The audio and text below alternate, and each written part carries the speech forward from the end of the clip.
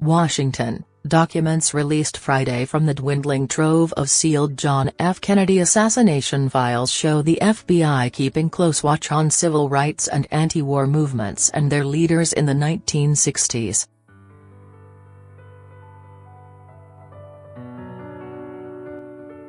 The National Archives released 676 records Friday, mostly from the CIA's files. Many contain redactions.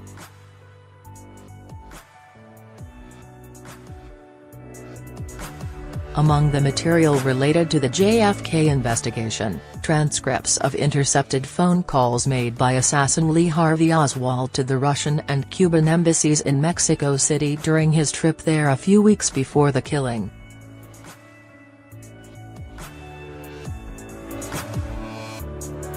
The CIA had been watching Oswald, a sharpshooter and a rare U.S. defector to the Soviet Union, and some scholars expect the remaining files will show the CIA and FBI botched opportunities to prevent the tragedy.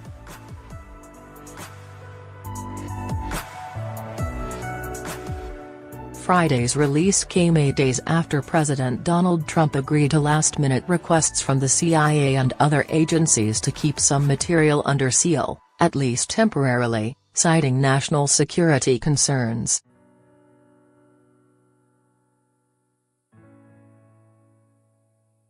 A 1992 law set October 26 as the deadline to unseal all remaining files regarding the murder of Kennedy in Dallas on November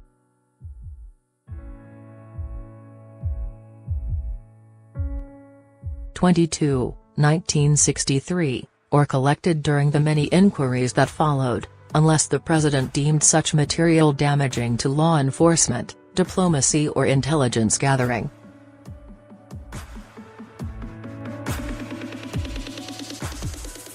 Trump had vowed a sweeping release before the deadline. So his decision to withhold thousands of long-sealed documents disappointed researchers.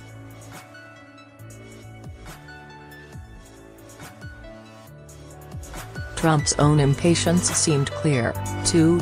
He responded to the public criticism by ordering immediate reviews of all files still kept classified, directing agencies to withhold as little as possible.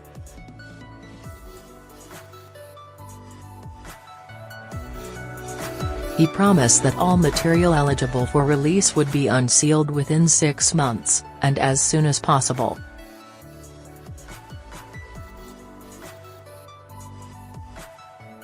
The trove unsealed Friday includes 553 CIA documents, plus smaller sets from the Departments of Justice and Defense, and 56 from the House Select Committee on Assassinations.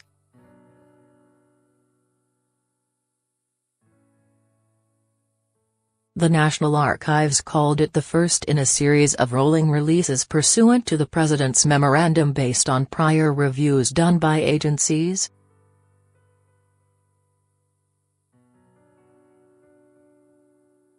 Another 29,000 records remain under seal and subject to further review, out of about 5 million pages of records in the archives collection, most of which was released in the late 1990s after Congress created a review board to scour the files and set the final 2017 deadline.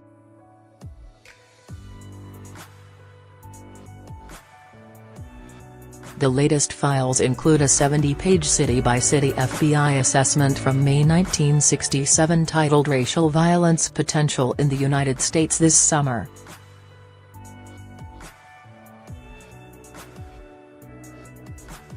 Deadly riots did break out that summer, the worst in Detroit and Newark, New Jersey, but also in Minneapolis and Milwaukee.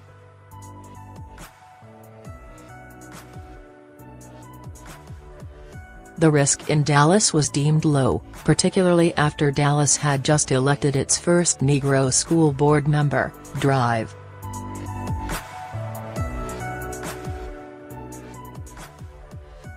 Emmett Jack Conrad. The FBI was more worried about Houston after a recent police shooting, agitation by the Student Nonviolent Coordinating Committee, and because boxer Muhammad Ali lived there.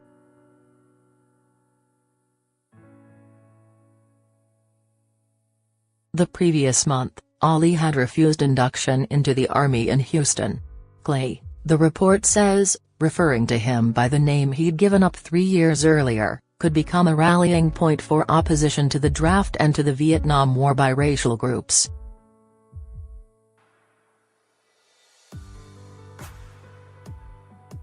One memo described in detail the CIA's surveillance of the Soviet embassy in Mexico City, an elaborate primer on spycraft.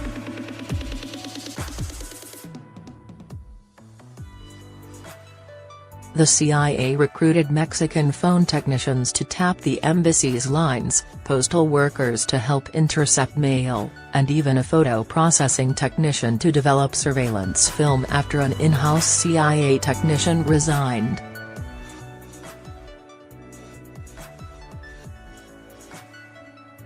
In mid-1962, Mexican counterparts declared an intention to install their own taps, prompting a scramble to disconnect the CIA taps to avoid discovery.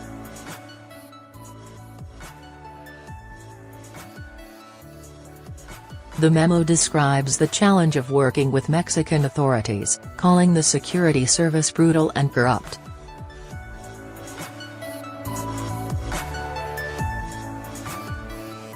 The Americans weren't perfect. They used an apartment across the street from the Soviet compound as one of 3 sites to photograph personnel and visitors.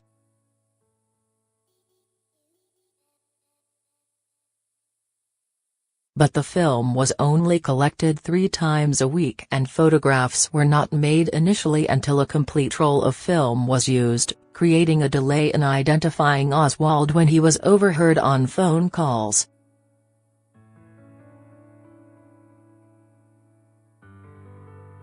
The cache released Friday includes much material deemed irrelevant to the JFK case by the Assassination Records Review Board, the 5-member commission created by Congress in 1992 to scour the files and determine which records could be released without harming the national interest.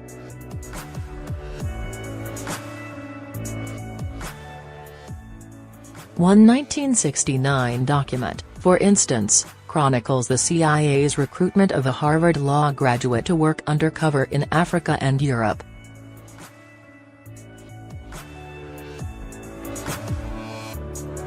There's also a 2-page memo from FBI Director J. Edgar Hoover to CIA Director Richard Helms in October 1967 regarding a possible trip by the Reverend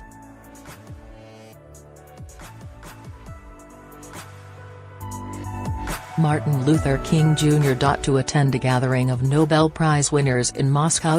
And a 20-page FBI dossier on King dated March 12, 1968, 3 weeks before his own assassination, that reflects Hoover's intense suspicions of the civil rights leader, and the